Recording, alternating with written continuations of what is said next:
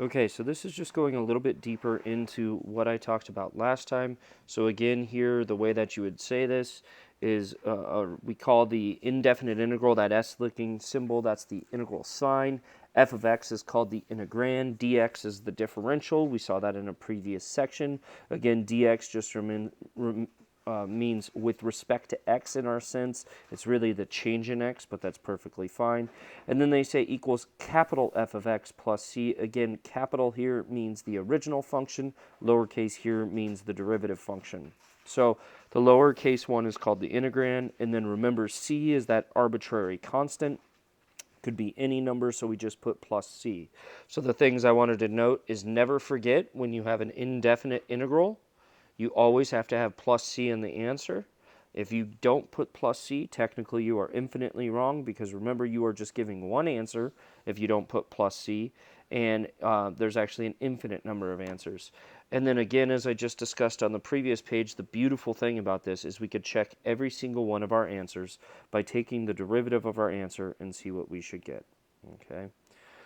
So what does the next little thing tell us? It tells us exactly what we just said. If we differentiate our answer, the integral of f of x, we better get the original function that we integrated. So if you take the derivative of your answer, it should check out, is what that first one says. And then the next one says if we integrate the derivative, we should get the original function. Okay, so it says if you find the derivative of the integral, you get the original function, and if you find the integral of the derivative, you get the original function, but you got to remember the plus c when you integrate. So we could go back and look at all of our rules that we already had in calculus for derivatives, and we could now work all those rules backwards. So for instance, what if I said, what's the derivative of 5x? Hopefully you would tell me that the answer is just 5, okay? So what's the derivative of 5x? The derivative of 5x is 5. So what's the integral of 5? Well, if the derivative of 5x is 5, then the integral of 5 needs to be 5x. But remember, it's 5x plus c.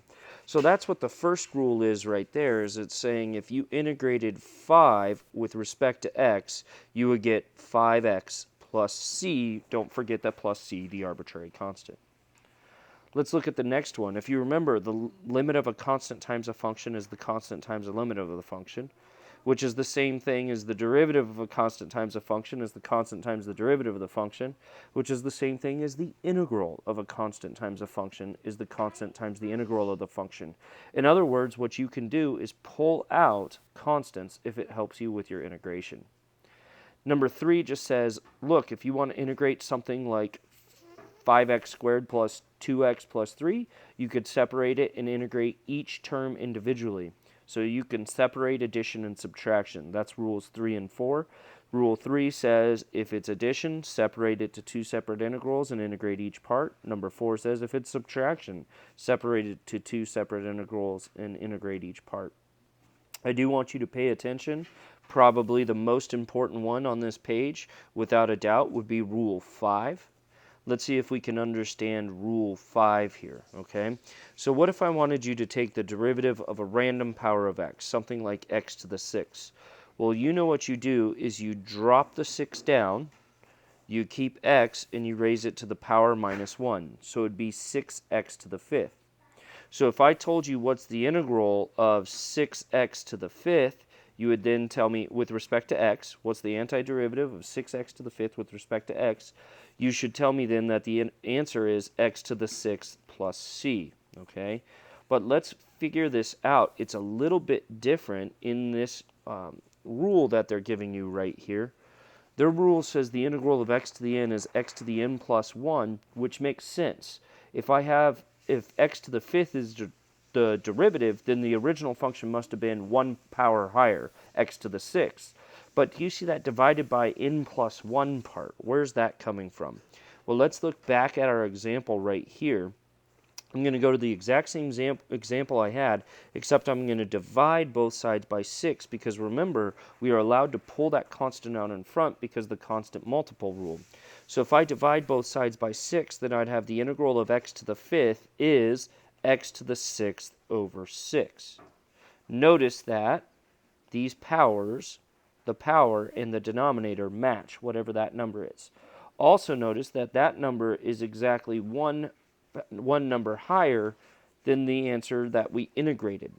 So what have we just shown? We have just shown the formula that the integral of x to the n with respect to x is x to the, well, one higher power, which would be n plus 1, over that exact same number, n plus 1. So that gives us a wonderful power rule for integration, which, again, power rule, as you probably know, is the most important when it comes to differentiation. Same thing with integration. So, for instance, if I had the integral of 1 over x squared dx, how could I figure that out? Well, what I could do is I could look at this as the integral of x to the negative 2 with respect to x. And then I know what I'm going to do is I'm going to say that's x to the, well, I have to take that power, but I have to add 1. And then I have to put it over that exact same number. So negative 2 plus 1. Well, x to the negative 2 plus 1 would be x to the negative 1. And negative 2 plus 1 is negative 1. Simplifying this, I would have, because I have a negative exponent, I throw it in the denominator. Simplifying this, I'd have negative 1 over x. Well, is that the right answer? Let's check. How do you check your answers? You take the derivative. Let's think about taking the derivative with respect to x of negative 1 over x. Well, again, that would be the same thing as the derivative with respect to x of negative x to the negative 1, which would be negative, and then you'd have negative 1x to the negative 2 using the power rule. The negatives cancel out, throw x in the bottom, and you have 1 over x squared. Notice this matches our original problem, so it is the right answer. So the power rule works for any power of x. What is the power rule for integration? It says increase the power of x by 1 and then divide by that exact same number. Again, one of the most important rules you'll know in integration for this chapter.